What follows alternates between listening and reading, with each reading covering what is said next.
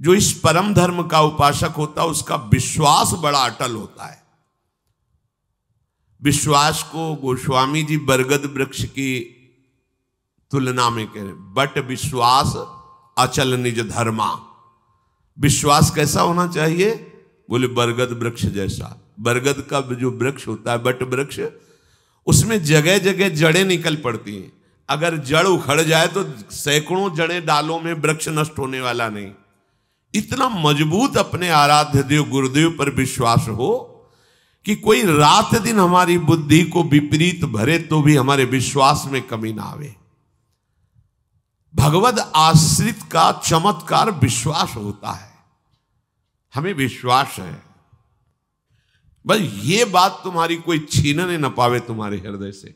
भेजे जाएंगे माया के पार्षद तुम्हारे विश्वास को नष्ट करने के लिए, और जब माया के पार्षद आते हैं तो तुम्हारे सामने दृश्य भी वही रख देते हैं।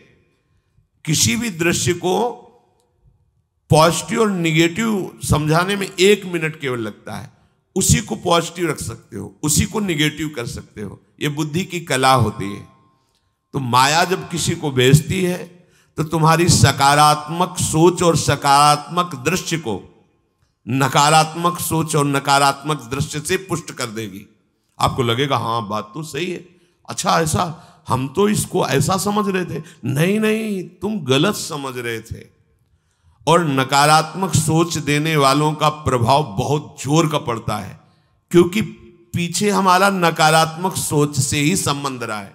देखो, हम आप तो जीव कोटि के हैं, जो ईश्वर की लीला में सम्मिलित हुए हैं, उनके ऊपर नकारात्मक सोच का प्रभाव बढ़ जाता है। हृदय में आपका विश्वास दृढ़ होना चाहिए। हमें प्रभु ने स्वीकार कर लिया है, हम प्रभु के हैं, हमारा निश्चित इसी जन्म में कल्याण हो जाएगा। जब नकारात्मक सोच वाले आपको इस विश्वास दिलाने के लिए आवे तो आपको बहुत सावधान हो जाना है। हमारे आपकी क्या बात, भगवत लीला में भी नकारात्मक सोच का प्रभाव पड़ जाता है। माता कैकेयी जी से जब मंथरा जी कहती हैं, तुम्हें पता है कल प्रातः राम को राज्याभिषेक होने वाला है चक्रवर्ती सम्राट पद पर, तो हां बोल तुझे क्या चाहिए, मेरे लाडले राम राजा बनेंगे, आज तू प्राण मांगे तो भी दे दे। आप समझ नहीं रहे। मैं आपके साथ आई हूं मायके से, आपकी प्रियदासी हूं, और सब जगह मैं जाती हूं सुनती हूं। तुम तो महल में रहती हो, तुम्हें पता नहीं। ये षड्यंत्र रचा जा रहा है। कल राम राजा बनेंगे, भरत को बंदी बना के जेल में डाल दिया जाएगा और आपको कौशल्या की दासी होना पड़ेगा। कहीं कुछ नहीं है, कुछ नहीं होगा। दुष्टा कहीं की तेरी जबान काट लूंगी दोबारा अगर ऐसा बोली। जैसे दोनों नेत्र अपने को प्यारे होते हैं, ऐसे राम और भरत मेरे नेत्रों की समान। तू कैसी भेद बुद्धि, दोबारा बोली तो जबान काट लेंगी तेरी। थोड़ी देर बाद फिर बोली, को नृप होए हमें कहानी, चेरी छोड़ी न हो बुरानी। कोई राजा बने हमें क्या होगा, हम तो दासी रहेंगी। पर लोगों को क्या है, उनके सुख की बात बताओ तो बुरा लगता है और रोने लगे। कह अच्छा बैठ, पास बैठ, निजी दासी है, क्या तू कहना चाहती? मैं सही कह रही, तुम्हारा बड़ा अमंगल है, तुम्हारा बड़ा अहित है राम का राज्याभिषेक होने पर। सही बात, महल की बात बता रही हूं, कौशल्या की दासी बनना पड़ेगा तुम्हें। तो फिर क्या कर सकती हो? तुम्हारे पास वरदान है ना, महाराज ने कहा था। हाँ है, तो मांग लो ना, यही अवसर है। क्या मांगू? राम को 14 वर्ष का वनवास और भरत को राजगद्दी। आ गई बात समझ में, आ गई समझ में। कहां सुबह महामंगल होने वाला था त्रिभुवन का, भगवान राम राजा बनने वाले थे, और कहां सुबह तापस वेश विशेष उदासी, 14 वर्ष राम नंगे पैर भगवान को वनवास। दशरथ जी का प्राण त्यागना, स्वयं सहित कौशल्या जी का वैधव्य होना, महान कष्टों की वर्षा हो गई। ये नकारात्मक सोच ऐसा नहीं कि तुम्हारी बुद्धि को न बदल दे, बहुत इसमें पावर है, क्योंकि ये सब माया के रचे हुए यंत्र हैं। इसलिए इस परम धर्म के मार्ग में चलने वाले उपासक का विश्वास दृढ़ होना, नहीं कुछ भी हो जाए प्राण समर्पित कर दिए। अब एक बार प्राण समर्पित है, जो होगा देखा जाएगा। राधा राधा राधा, कदम पीछे नहीं हटाना, निष्ठा विश्वास प्रतिपल हमारा बढ़ता रहे। इस मार्ग के उपासक को अपने आराध्य देव में विशिष्ट भाव रखना है। अपने आराध्य देव, जैसे जब हमसे तत्व रूप में पूछा जाएगा तो सर्वत्र मेरे आराध्य देव हैं। यह हमारे आराध्य देव का सगुण निराकार रूप है, सगुण निराकार रूप है। राधा वल्लभ लाल जी ही सबके हृदय में बैठे हैं, सगुण और निराकार, सब जगह व्याप्त है। आकार दूसरे हैं पर वो सब जगह व्याप्त है। लेकिन जब भावरूप से पूछा जाएगा तो निकष कुंज ठाढ़े भय भुजा परस्पर अंश, श्री राधा वल्लभ मुख कमल निरख नैना, प्रिया लाल गलबहियां दिए खड़े, इसी रूप के हम दीवाने, इसी रूप का हम जूठन पाने वाले, इसी रूप की हम परिचर्या करने वाले। तो अव्यक्त रूप से मेरा प्रभु सर्वत्र विराजमान है, इसमें संशय नहीं। चाहे क्रूर हो, पापी हो, नीच हो, सबके हृदय में मेरा प्रभु विराजमान है। पर जब संगोष्ठी होगी, सेवा होगी, प्रसाद पाएंगे, जयकार करेंगे, तो केवल राधा वल्लभ लाल का नाम जपेंगे तो केवल इनका, कीर्तन करेंगे तो केवल इनका, ध्यान करेंगे तो केवल इनका। अन्य भगवान के रूप, भगवान के नाम, भगवान की बात मंगलमय है, पर मेरी आराधना का स्वरूप अनन्य, मेरे आराध्य रसना कटो। तो अपने आराध्य देव में विशिष्ट भाव, इससे आगे कोई नहीं, ऐसा दृढ़ भाव। अपने आराध्य देव से बढ़कर के कभी कहीं भी हमारी श्रद्धा नहीं होनी चाहिए, क्योंकि अगर थोड़ा भी आराध्य देव में लघु भाव हो जाएगा तो आपकी उपासना बाधित हो जाएगी। आराध्य देव में तभी ऐसा विशिष्ट भाव होता है जब गुरु वचनों में रति हो। आराध्य देव के विशिष्ट भाव की प्राप्ति गुरुदेव के वचनों से होती है। गुरु के वचनों में प्रेम और विश्वास होना आराध्य देव में विशिष्ट भाव पैदा करता है। बिना इसके आराध्य देव में विशिष्ट भाव रूपी सिद्धि प्राप्त नहीं होती। गुरु के वचन प्रतीति न जेहि, सपने सुगम न सुख सिद्धि ही। जो गुरु के वचनों में विश्वास नहीं करता, उससे स्वप्न में भी न सुख मिलता है, न साधना की सिद्धि होती है। गुरु गदित वचन शिष्य सत्य अति दृढ़ प्रतीति गाढ़ो गयो। गुरु के श्रीमुख से निकले हुए वचन को सत्य मानकर विश्वास पूर्वक, दृढ़ता पूर्वक पकड़ ले तो बस बात बन गई। बड़ा चमत्कार प्रकट हो जाता है। एक बार एक शिष्य जो निरंतर सेवा में गुरु जी की रहते थे, जब ये फसल का समय आता है तो साल भर के लिए अन्न भिक्षा से मांग लाते थे और गुरु की सेवा में रहते। तो भिक्षा मांगने के लिए 10-15 दिन तो लग ही जाते थे। तो कई शिष्यों के साथ वो निकले तो गुरु जी ने कहा, जाओ, एक बात कहनी थी, हमारे हृदय में थी, पर ये तुम विचरण करके आ जाओ, भिक्षावृत्ति करके, फिर हम तुम्हें बताएंगे जो आज्ञा। विचरण करके आए तो आश्रम में भीड़ लगी थी।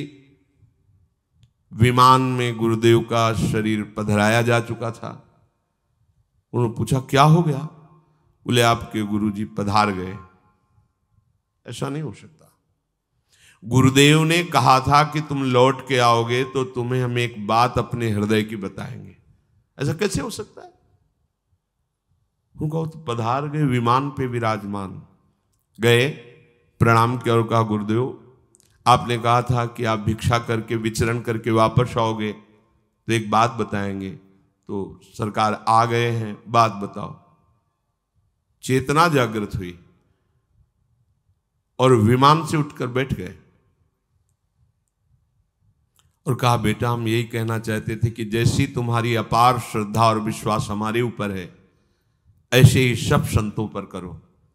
सब संतों की सेवा हमारा ही स्वरूप मानकर करो, सब संतों के सामने नमन हो, सब संतों पर विश्वास रखो, ये भगवान का स्वरूप है। तो कहा गुरुदेव इसके लिए प्रमाण के लिए आपको कुछ दिन रुकना पड़ेगा। अब हम 1 वर्ष आप जैसी ही संतों की सेवा करेंगे और फिर आप जब कह दोगे कि हाँ ठीक है, फिर आप जैसी इच्छा हो आपको, आप हमें अपने समीप रखो या आप प्रियालाल के समीप जाओ, आप परम स्वतंत्र हैं, पर 1 वर्ष आपको रुकना पड़ेगा इस उपदेश को प्रमाणित करने के लिए। 1 वर्ष और गुरुजी रुके, 1 वर्ष बाद फिर पधारे। ये चमत्कार निष्ठा में प्रकट होता है, गुरु वचन पर प्रतीति। यदि हमारे हृदय में थोड़ा भी गुरु वचनों पर संशय रहेगा तो हमारा भाव प्रभु तक नहीं पहुंच पाएगा। इसीलिए किसी की उपासना में दिव्यता नहीं झलक पाती, क्योंकि गुरु के वचनों में मनमानी वचन मिलाए जाते हैं। जैसा बोला वैसा, तो कह दे हमारी सामर्थ्य नहीं तो गुरु अल्पज्ञ है क्या, अज्ञानी है क्या? वो ऐसा आदेश कर ही नहीं सकते जो आप नहीं कर सकते। और अगर वो आदेश कर दिए, आपकी निष्ठा है, तो आप में वो सामर्थ्य जागृत हो जाएगी। आप करके तो देखो, आप उस पर चल के तो देखो।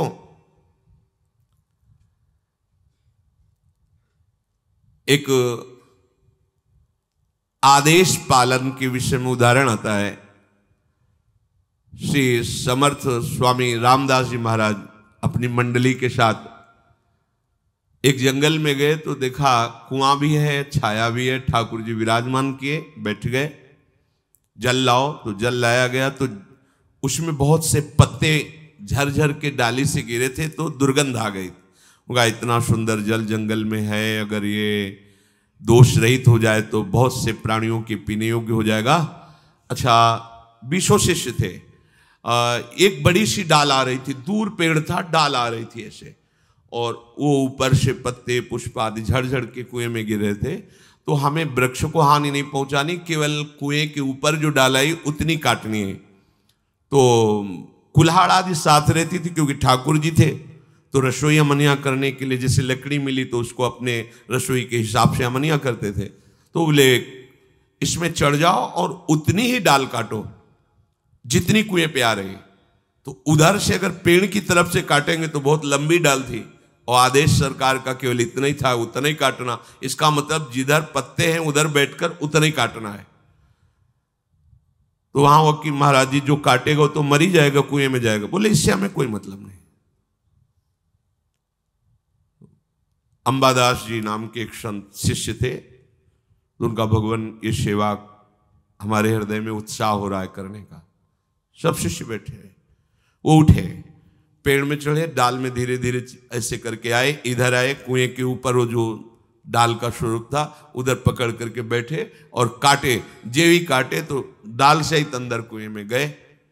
अब हाहाकार मच गया शिष्यों की, प्रभु वो तो डाल कटना था। ऐसे बड़े निरपेक्ष दिखाई दे लगा, ये क्या लीला है, तुम मर जाएंगे। अब वो जब डाल कुएं में गिरी तो प्राण बचने की संभावना नहीं, क्योंकि ऊपर से डाल, नीचे जल, जल में जाके तो डूबना ही होगा। सब शिष्य शांत बैठे रहे। थोड़ी देर में देखा कि श्री राम जय राम, जय जय राम, श्री राम जय, दिव्य तेज कुएं से प्रकट हुआ और भगवत पार्षद उनको ऊपर ला करके, डाल भी बाहर, पत्ते भी बाहर, पानी अमृत जैसा सुगंधित, और वो शिष्य दिव्य तेजों में। तो उनका बड़ी देर लगा दी ऊपर आने में। बोले प्रभु जब नीचे गया तो प्रभु के पार्षद ले गए साकेत धाम और सिया राम जी के चरणों का स्पर्श प्राप्त हुआ, प्रणाम किया, उन्होंने प्रसाद दिया और हमें फिर कहा जाओ अपने गुरु सेवा में लगो। तो प्रभु अब सब शिष्य हाथ मल रहे कि जिनके लिए हम बाबा जी बने वो तो समर्पण, बड़ी से बड़ी कठोर आज्ञा में भी बड़ा रहस्य छुपा हुआ है, बस कोई मान ले तो। सब तरस गए कि सिया राम जपते हैं, एक बार भी झांकी नहीं मिली, चरण छू के आ रहे, कहे गुरु आज्ञा में प्राण समर्पण। गुरु वचनों में रति, ये भगवत आश्रय का चमत्कार, अपने आराध्य देव में विशिष्ट भाव।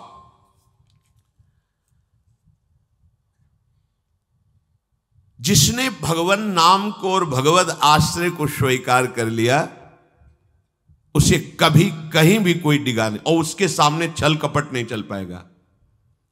एक श्री मथुरादास जी नाम के महापुरुष हुए हैं, तो बस कहे तिजारे मांझ भक्ति रस रास करिए एक बात ताको प्रगट सुनाइए। आयो बेशधारी को करे सालिग्राम सेवा, डोलत सिंहासन पे आन भीर छाइए। स्वामी के जो शिष्य भयो तिनहु के भाव देखी, वाही को प्रभाव आए कहो ही भाइये।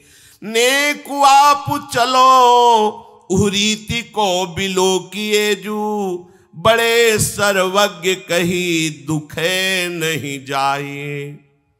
मथुरादास जी तिजारी ग्राम में निवास करते थे।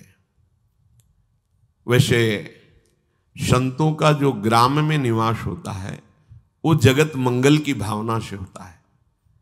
किसी भी गांव में जहां जो संत वास्तविक भगवत प्रेमी रहते हैं वहां से भिक्षा लेकर उनको निष्पाप करते हैं, शिक्षा देकर के भगवत प्राप्ति कराते हैं, क्योंकि उनके श्रीमुख से नाम कीर्तन भगवत चर्चा होती ही रहती है। नंद नंदन की अनन्य उपासना करते थे। ये राजस्थान में ग्राम है तिजारे में, वहां वो रहते थे। जो भी समीप आता वो कुछ ही दिनों में ऐसा भक्ति रंग में रंग जाता, कुछ प्रभु के नाम में प्रीति हो जाती, समस्त असद आचरण छोड़ देता। बहुत से शिष्य हो गए, बहुत से अनुयायी हो गए, पर जो वास्तविक भजन नहीं करते हैं, भेष धारण करके संत का ठग वृत्ति रखते हैं, उनका अलग प्रभाव होता है। वो ज्यादा दिन चलता नहीं है। हम कहते हैं नाम घोष से क्या नहीं हो जाएगा, नाटक करने की क्या जरूरत है। अरे हम प्रभु के बहुत बड़े प्रिय दास हैं, तो जो कुछ चाहिए प्रभु अपने आप देंगे। काहे किसी के आगे नाटक करे, छल फैला। किसके आगे? जो बेचारे हैं, ये सब मारे हुए हैं कर्मों के, भोग वासना से जल रहे हैं, और तुम भगवत पार्षद हो करके बात बनी नहीं। तो एक उसी नगर में उनका प्रभाव सुनकर भेषधारी जो बहुत बड़े तांत्रिक थे, मारण आदि का प्रयोग करने में बड़े सफल थे, पर भेष साधु का रखे हुए थे, अपना प्रभाव दिखाने के लिए वहां उस गांव में पहुंचे। पहचानना बड़ा कठिन होता है। साधु और वेशधारी दोनों में पहचान बहुत कठिन होती। जब तक आप साधु नहीं हो तब तक आप साधु को नहीं पहचान सकते हो, क्योंकि जो वेशधारी स्वांग करेगा वो साधु से भी अच्छा करने की चेष्टा करेगा, क्योंकि स्वांग कर रहा है ना, तो बड़े बड़े भ्रमित हो जाते हैं। दर्शन भक्त अनूप, सेवक जी ने लिखा है, पर रूप न शोभित प्रीति बिनु, और प्रभाव उनका ऐसा भरम भटकत भूप, बड़े बड़े राजा भ्रमित होकर उनके शिष्य बन जाते हैं। वेश का ऐसा प्रभाव है।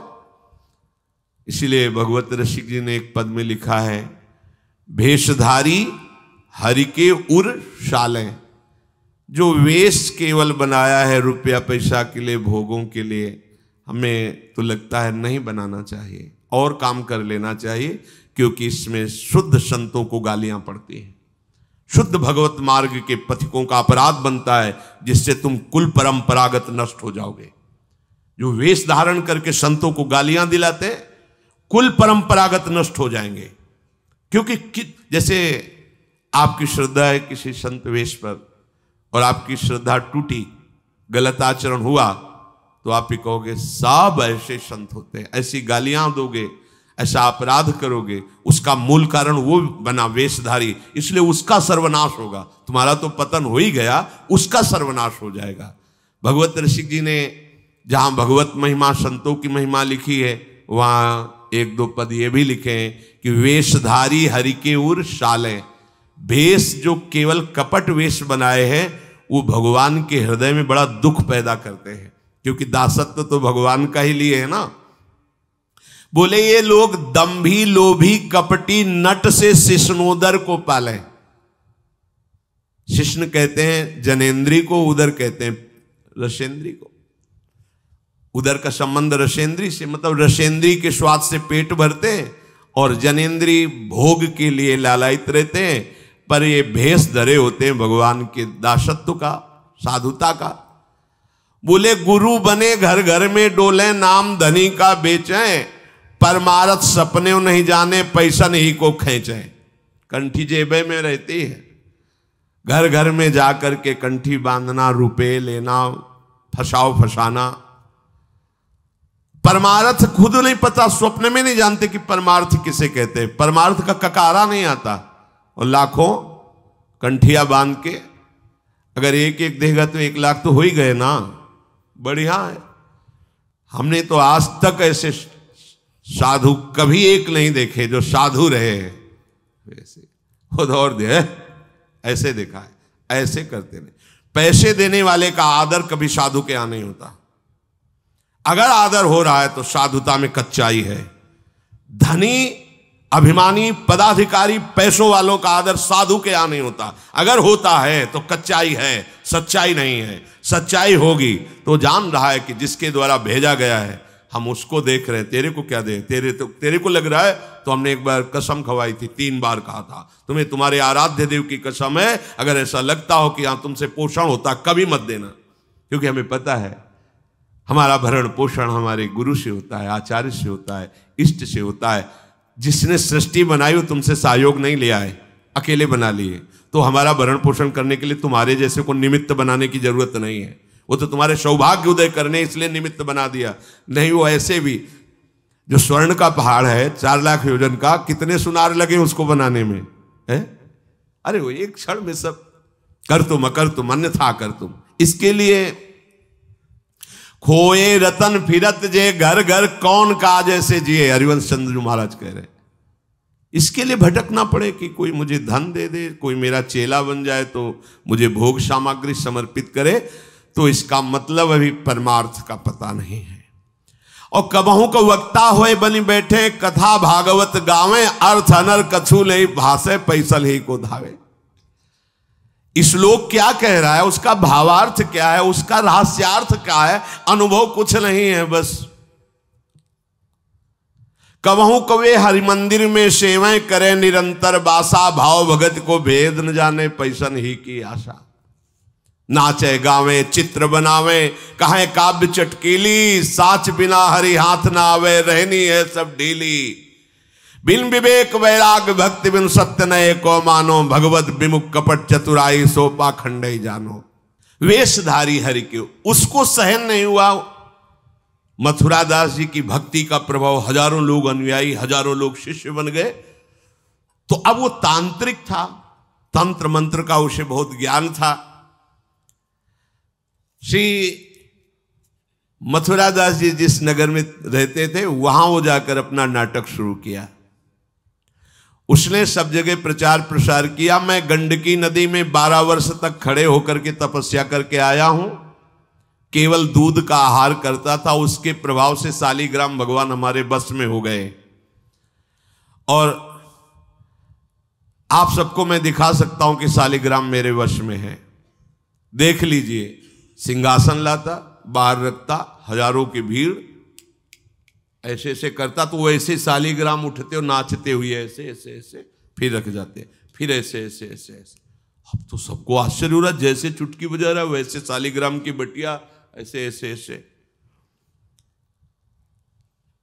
लोग, भीड़ कटने लगी, क्योंकि अब जैसे राधा राधा कहो, कोई जंतुर नहीं है, कोई भस्म नहीं है, कोई वादा नहीं है, तो फिर कम वहां तो दिखाई दे रहा ना ऐसे। देखो ये सब तो लगता है ना कि हाँ। अब हमसे पूछो कि हमारे मन में क्या चल रहा है, हमें नहीं पता है। हमें ये देखना है कि हमारे प्रियाजू के मन में क्या चल रहा है। मन मन की रुचि जानिने, मुझे अपनी लाडली की मन की जान के उनकी परिचर्या में रहना है कि तुम्हारे मन की जान के तुम्हारी परिचर्या में रहना है। हाँ, तुम यदि मन से ऊपर उठना चाहते तो हमारी बात मान लो, मन को अधीन करके, और मन के अधीश्वर भगवान में तुम्हारा प्रेम हो जाए, तुम्हारा जीवन कृतार्थ हो जाए। अब वहां नाम नंद नंदन का भजन पद्धति, तो जो कमजोर लोग थे उन्होंने कहा कि आज तक कोई चमत्कार तो दिखाया नहीं मथुरा दास जी ने। देखो ये हैं संत, 12 वर्ष से दूध पी के गंडकी नदी, 12 मिनट भी नहीं खड़ा होगा कभी। अब भेंट जो जितनी चढ़ाएगा उतने उसके दुख नष्ट होंगे। अरे भैया वहां तो रुपया सब समेटता, फिर दूसरे मोहल्ले में, पूरे गांव में अब तो जय जयकार, शालिग्राम भगवान को नचा। कोई सेवा की सामग्री लेने गए थे मथुरा दास जी की श्रीअंग सेवा में जो रहते थे संत जन, उन्होंने देखा, वो आए, बोले महाराज एक बड़ा चमत्कारी महात्मा आया, वो कह रहा 12 वर्ष से हम दूध पीकर गंडकी नदी में, वो ऐसे ऐसे करता है। तो बोले भैया भक्त तो हो ही नहीं सकता, भक्त भला भगवान को अपना प्रदर्शन क्यों बनाएगा और उसके बदले में भेंट लेकर के, ये तो नाटक है भैया। वो देखे भी नहीं थे, बोले ये तो नाटक है, कोई संत ऐसा नहीं कर सकता, कोई भक्त ऐसा, कोई संप्रदायाचार्य से दीक्षित वैष्णव मार्ग में चलने वाला, ये तो अपराध है। तो उनका महाराज जी तो हजारों लोग वहां प्रभावित हो रहे, अच्छा है भगवान उस रूप में। बोले नहीं महाराज, फिर सत्य मार्ग के प्रकाशित करने के लिए आप यहां विराजमान, अगर उसका कपट पाखंड चला तो हजारों लोग धोखे में हो जाएंगे, चलो आप एक बार उसके सामने। तो उनका कि यदि हम उसके सामने गए तो उसका सब ये दुकान बंद हो जाएगा। बोले महाराज जी आप जरूर चलो, क्योंकि आपके चलने से यदि लोगों की श्रद्धा भगवान में वास्तविक लगे तो आप भी तो यही चाहने के लिए यहां गांव में वास कर रहे हो। उनको बड़ा दुख हुआ कि एक तो उसको दुख होगा, उसका नाटक बंद होगा, दूसरा कि वो जान क्यों नहीं रहा है जिन भगवान को तुम नचा रहे हो, अगर वास्तविक उनके तुम सेवक बन जाओ तो तुम्हें सब कुछ प्राप्त हो जाएगा। शालिग्राम भगवान श्री हरि ही है, कोई और नहीं है। पर बहुत जब उन्होंने कहा तो कहा चलो अच्छा, तो पाए परि गए लेके जाए ढिग ठाढ़े भये, चाहत फिरायो पे न फिरे सोच पर्यो है, जान गयो आप कछु याही को प्रताप ये पे, मारो करि जाप यो विचार मन धर्यो है, मुठी ले चलाई भक्ति तेज आगे आई नाही, वाही लपटाई भयो ऐसो मानो मर्यो है, हुए करि दयाल जा जीवायो समझायो, प्रीति पंथ दर्शायो ही भायो शिष्य कर्यो है। सभी शिष्यों ने चरण पकड़ करके मथुरा दास जी को मनाया कि आप वहां चले। तो आप गए, सादे वस्त्र एकदम सहज स्वरूप साधु का, जाके भीड़ भी इनके साथ है कि भाई मथुरा, उनका भी प्रभाव था तो बहुत सी भीड़ साथ गई। जाकर के गांव वालों ने कहा कि भैया वो आप जो स्वामी जी दिखाते थे शालिग्राम भगवान का चमत्कार वो दिखाइए, हमारे गुरुजी आए हुए हैं। ये तो उसने जाना था कि महिमावान है तभी तो वो आया था, पर उसको ये पता नहीं था कि हमारा प्रोग्राम इनके सामने नहीं चल पाएगा, क्योंकि भगवान नाम जापक के आगे कोई तंत्र मंत्र, कोई श्राप पाप ताप ये सब नहीं, वास्तविक जो भगवत मार्ग में है। अब उसने निकाला सिंहासन और पूरा सब, शालिग्राम जी को तो केवल चुटकी ही बज रही थी, शालिग्राम भगवान वहीं बैठे थे। हर प्रयास कर लिया, कोई चमत्कार नहीं। लोगों ने कहा कि दिखाओ ना, अब ये हमारे गुरुजी हैं, गांव में रहते हैं। अब भक्त की निष्ठा के सामने भगवान को भी छोटा बनना पड़ता है। इतने महान भगवान भक्त बलि जी के सामने बामन बन के भीख मांगने के लिए गए। भक्ति निष्ठा जीत सकते थे, आज्ञा दे सकते थे, ना आज्ञा दी और ना विजय प्राप्ति की। भिक्षा में मांग करके दिया माता अदिति को कि आपकी चाह है कि राज्य पद देवराज को मिले, तो आपकी आराधना से मैं जाऊंगा, पर वो मेरा भक्त है, ना युद्ध करूंगा ना आज्ञा दूंगा, पर मांग के लाऊंगा। भगवान भिक्षुक बन के गए। भक्त के आगे नौटंकी नाटक कहां चल सकता है? अरे जुगनू तब तक चमकती रहे जब तक सूर्य प्रकट नहीं होता। सूर्य प्रकट हुआ तो लाखों जुगनुओं का कोई मतलब नहीं रह जाता। नौटंकी नाटक, ये साधुता का भेष धर के कितने दिन चलेगा? जिस दिन पोल खुलेगी ना, उस दिन सब नष्ट हो जाएगा, सब नष्ट हो जाएगा। लोग परलोक तो पहले ही नष्ट हो चुका था। पाखंड न करे। हम कह रहे हैं तुम्हें धन चाहिए, तुम्हें सम्मान चाहिए, राम राम भजो, कृष्ण कृष्ण भजो, हरि हरि भजो, विश्व नमन करेगा, ईमानदारी से भजो। हमने ऐसे संत भगवान देखे, ककारा नहीं पड़े, कुछ नहीं जानते, बस एक ओम, दुई ओम, तीन ओम, चार ओम ऐसे जपते, और लोग न्यौछावर थे, सीधे सरल ओम ओम, राम राम, कृष्ण कृष्ण, साफ सिद्ध। कबीरदास जी जैसे वहां पर राम राम राम राम। श्री स्वामी सत्संगानंद जी महाराज बक्सर, बस इतने। जब कोई बेटा राम राम, ऐसे लगते थे कि मतलब इनको पी जाएं, अपने हृदय में रख ले। इतने दुलारे वयोवृद्ध थे, ऐसा सुंदर रूप, ऐसी कोमलता, ऐसा आकर्षण, बस राम राम राम राम। अरे प्रभु के नाम में क्या नाटक करने की जरूरत क्या है? पाखंड कर। प्रभु महालक्ष्मी पति हो, तुम्हें लक्ष्मी ही चाहिए तो वो सब दे देंगे। काहे को नाटक करे? काहे को किसी को भ्रम में डाले? तुम भ्रम में हो, दूसरे, अरे भैया तुम राम राम जपो, कृष्ण कृष्ण जपो, तुम्हारा मंगल इसी, बस इसी में मंगल होगा, दूसरा मंगल कर ही नहीं सकता। अब उनके प्रभाव से उनका कुछ नहीं हुआ। अब तो लोग कहने लगे दिखाओ ना, इसका मतलब तुम नाटक कर रहे थे। अब सबके सामने उसका मान नष्ट हुआ, उसका सब तंत्र बेकार हो गया। कुछ लोगों ने कहा पकड़ो और मारो इसको, पीटो, बहुत नाटक करके रुपया कमा लिया, सब छीन लो, धन छीन लो। किसी ने कहा मार पीट के इससे न्यायाधीश के, पुलिस डिपार्टमेंट को दो। ये मथुरा दास जी ने सबसे कहा देखो अगर हमको लाए हो तो हमारी बात मानो, इनको किसी भी तरह का कष्ट मत दो, कोई भी बंधन नहीं। और उनसे कहा भैया आप जिसका नाटक कर रहे हो ना, अगर सत्यता से इसे मान लो तो जिन लोगों ने रुपए चढ़ाए ये बहुत थोड़े हैं, वो तुम्हें निहाल कर देगा। सत्यता से भजन करो, ये काहे को नाटक करते हो? इतना कह के वो चले गए। पर उसको समझ में नहीं आया। उसने कहा अच्छा तुम अपनी दिखा दी, अब मेरी देखना। सबके बीच में कहा तुमने अपनी दिखा दी, अब मेरी।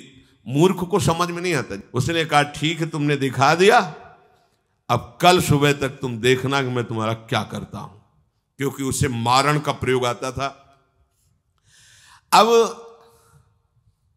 ये क्रोध उत्पन्न हो जाए तो राक्षस बना देता है, और क्रोध उत्पन्न होता है कामना से, और उसकी कामना सब नष्ट हो गई ना, सब किया कराया सब माटी हो गया, क्योंकि लाखों लोग प्रभावित हो रहे थे। अब वो क्रोध के वशीभूत होकर तामसी जप करने लगा। तामसी जप होता है विनाशकारी। अपवित्र सिद्धियां उसके पास थी। पवित्र सिद्धियां भी होती है जो दूसरों का मंगल करती हैं, अपवित्र सिद्धियां होती हैं जो दूसरों का नाश करती हैं। उसने मारण विद्या का अनुष्ठान किया, जिसे देहाती भाषा में मूठ कहते हैं। आज मैं इस अभिचार से उस महात्मा का सर्वनाश कर दूंगा। भूल भूल भारी भूल। जो साधु की मीच तक है वो उसी मीच से मरता है। ये तो समझ में ही नहीं आया। सरस्वती जी को देवता और ब्रह्मा जी सब प्रार्थना कर रहे हैं कि अयोध्या वासियों की बुद्धि तो बदल दी, वापस गए। भरत जी आ रहे हैं, इनकी बुद्धि बदल दो, नहीं भरत जो कहेंगे वही राम करेंगे। तो दिमाग पलट गया है भरत की बुद्धि। अरे प्रभु का इशारा था इसलिए अयोध्या वासियों की बुद्धि बदल दी। भरत जी के विषय में सोचोगे भी तो नष्ट हो जाओगे। महाप्रेमी भरत के विषय में सोचना ही तुम्हारे लिए अमंगल हो जाएगा। और हम क्या, करोड़ों सरस्वती भी हो तो भरत की भाव भरी भक्ति में बाधा नहीं पहुंचा सकती। अब उसने प्रारंभ किया बैठ करके आसन में मूठ का, एक खप्पर जैसी आकृति प्रकट होती है और उसमें जाजुल्यमान तेज होता है। और वो जहां जाएगा तो जिसके पास जाना है वहीं शुरू हो जाएगा उसका खून पोकना, नीचे से शौच द्वार से मुंह से वो खून की उल्टी आना, उसके पहुंचते पहुंचते और जहां पहुंची तो वो नष्ट हो जाएगा, मर जाएगा और वापस चली जाएगी। वहां जाके प्रमाण देगी कि हम काम कर रही हैं। वहां भक्तों ने देखा कि एक खप्पर में आग जलती हुई राउंड राउंड ऐसे गोला होता, तो जाके कहा मथुरा दास जी ये उसकी चलाई हुई मूठ है, तुम कुछ परेशान मत हो, यहां कुटिया की डेहरी में भी प्रवेश नहीं करेगी। अब वो आकर के मारण बस वहां घूम रहा है। मथुरा दास जी निकल के आए, हाथ जोड़ा, क्योंकि सब मंत्र सब सिद्धियां भगवान की, तो ना चाहे पवित्र हो या अपवित्र हो, तो उन्होंने कहा तुम सर्वज्ञ भगवान की ही शक्ति से संपन्न हो, तुम जानती हो कि हमारा कोई अपराध है क्या? अगर अपराध है तो हम बाहर निकल के आते हैं, आप हमें नष्ट कर दो। यदि अपराध नहीं है तो जिसके द्वारा किया गया उसको दंड दो। तुरंत मूठ वापस हुई, कोई मंत्र मंत्र नहीं पड़ा, तुरंत वो मारण वापस हुआ। उधर शुरू हो गया उसका खून, नीचे से ऊपर से, जैसा इनके जैसे काशी नरेश को जब पौंड्रक राजा के साथ भगवान ने उद्धार किया तो उसके लड़के का नाम था सुदक्षिण। वो पंडितों से विला बोला ऐसा मारण प्रयोग कर सकते हो कि द्वारिका को मैं द्वारिकाधीश नष्ट कर दे। मंत्र में ताकत होती पर उनको ये पता नहीं था जिससे मंत्र प्रकट हुए भला उन पर कैसे प्रभाव चले। उन्होंने कहा हाँ, तो उनका भारी दक्षिणा देंगे। तो काशी में अनुष्ठान शुरू हो गया और प्रकट हुई कृत्या। ऐसा नहीं, मंत्रों में ताकत होती है। पर भगवान शिव ने प्रकट होकर कहा था कि जो ब्राह्मण भक्त नहीं है, जो ऋषि भक्त नहीं, उसी पर ये मारण का प्रयोग काम करेगा, अन्यथा नहीं। तो भगवान का नाम ही नमो ब्रह्मण्य देवाय गो ब्राह्मण हिताय च। अब मारण कृत्यारूप रखकर द्वारिका को जलाने के लिए गई। द्वारिकावासी भागे, भगवान से कहा, भगवान ने सुदर्शन जी को आज्ञा किया करो हिसाब। भगाते हुए कृत्या को ले गई तो कृत्या ने पहले उन ब्राह्मणों को मारा, सुदक्षिण को मारा, फिर सुदर्शन ने कृत्या को नष्ट किया और पूरी काशी में आग लगा दी। ये भागवत में वर्णन है। भगवत भक्त या प्रभु के ऊपर कोई मारण चलेगा क्या? वो मारण उसी बाबा जी के पास जो नौटंकी कर रहे थे शालिग्राम के नचा, अब तो त्राहिमाम मच गया।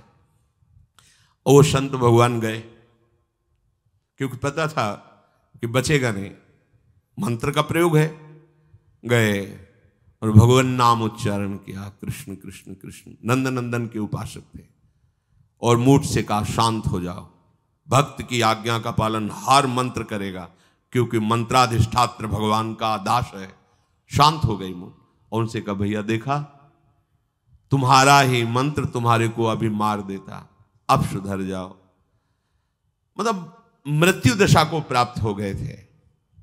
संतों के हृदय में बदला लेने की कहीं कोई वृत्ति नहीं होती। संत कभी नाराज होते हैं तो उसमें मूल देख लेना आप विचार करके। आप जब अपना अमंगल करना अपना, तब वो आपसे नाराज होंगे। अगर आप उनका कोई कष्ट, वो नाराज नहीं होंगे, वो सह जाएंगे और आपका मंगल मनाएंगे। जब आप अमंगल अपना कर, तब वो डांटते हैं। अगर आप वो ये देख लें कि आप प्रहार कर रहे हो तो फिर वो नहीं, फिर तो तुम्हारा मंगल मनाएंगे, आप उनको मारो, कभी डांटेंगे नहीं। बड़ा कोमल चित्त संतों का होता है। संतों के हृदय को केवल संत ही जान सकते हैं।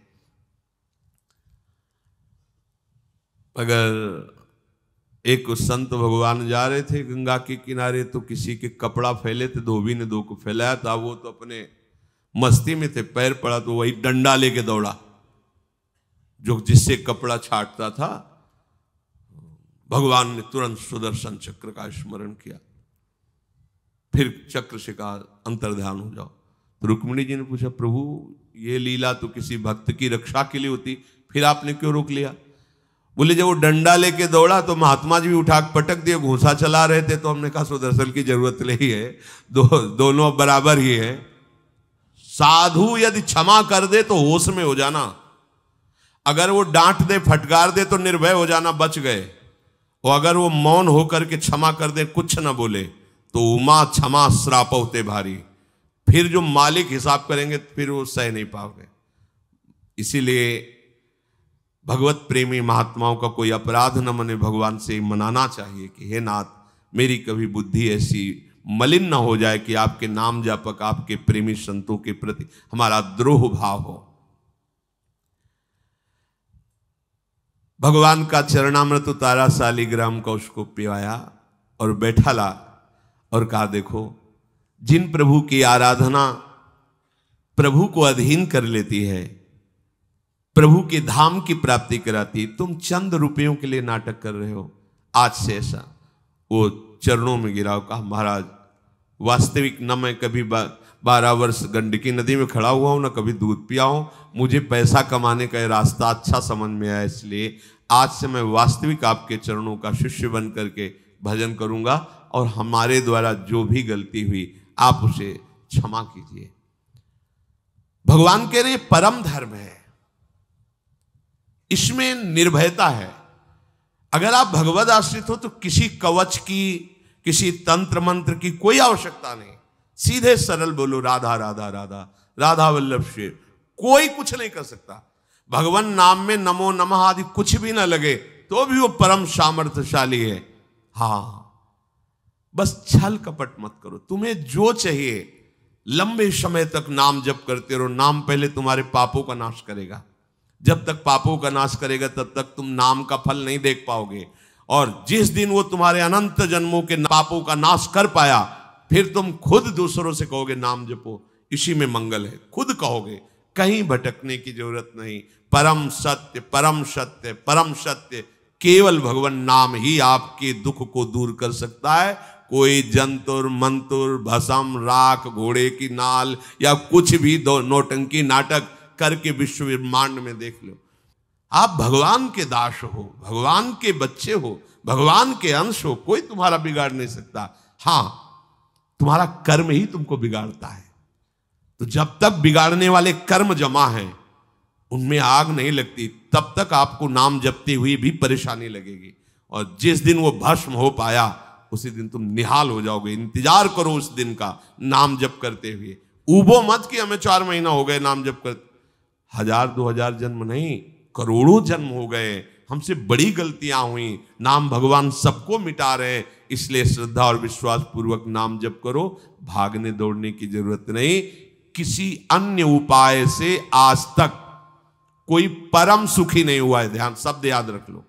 परम सुखी होने का एकमात्र उपाय है प्रभु का आश्रय और उनका नाम जप निरंतर।